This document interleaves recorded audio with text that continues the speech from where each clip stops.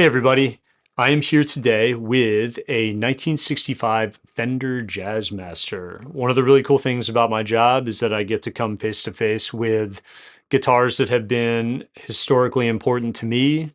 And as somebody that grew up listening to television and My Bloody Valentine and Dinosaur Jr. and Wilco, the Jazzmaster looms large in the world of guitars for me. So it's really cool to get my hands on a guitar like this. This is a particularly special one. This is part of a collection of guitars that we were able to buy and bring to market. It's includes a whole bunch of really cool old Fender stuff. This guitar, as you can see, is candy apple red, which there's some debate as to whether or not that would be called a custom color in 1965. It did cost 5% more to get Fender to paint your guitar candy apple red.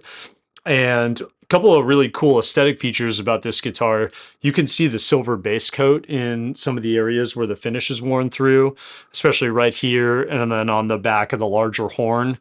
So it's the sort of air quotes real version of what Fender does with the custom shop now. So just extraordinarily cool guitar aesthetically. It has a round lamb laminated rosewood fretboard, the smaller frets, maple neck.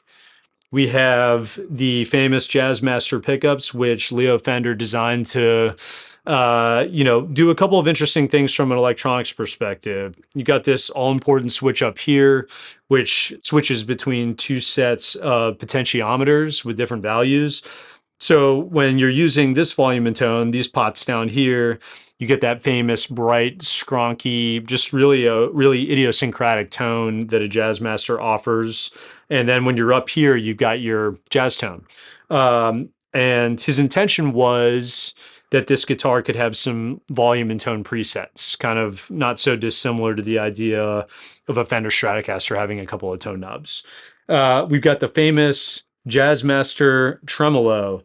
I would argue that the length of this bar probably has as much to do with the subgenre of shoegaze being invented as anything else. There's something about being able to grip this bar while you strum that allows you to get easily into Kevin Shields territory. So it's always really cool when physical design is sort of the precursor to artistic aesthetic. And this guitar is, responsible for a lot of really famous guitar players being inspired to play, a little bit left of center music, which I really love. It's a little bit of a left of center guitar.